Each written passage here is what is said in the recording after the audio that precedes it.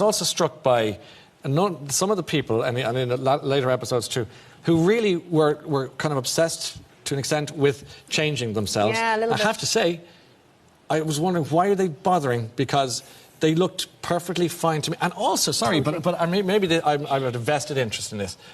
I like looking a little peculiar. I celebrate the peculiarity.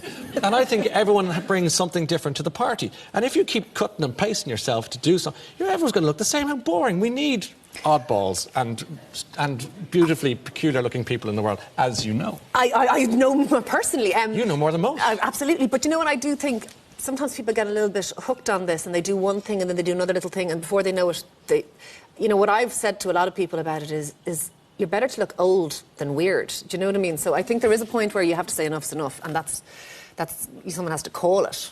But you see, is there anyone in your life who's going to call it? You saw people. I noticed as well, a lot of the people you spoke to this was their second, third, fourth thing. There was a young woman from Greece who was on. I mean, she was a very beautiful looking woman. Very beautiful woman. And I couldn't understand what she was doing.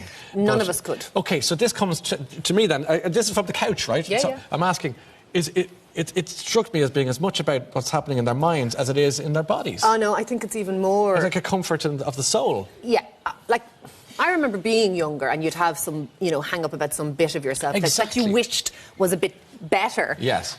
But happily then you get a little bit older, I think, and you kind of go, it's grand, it's fine.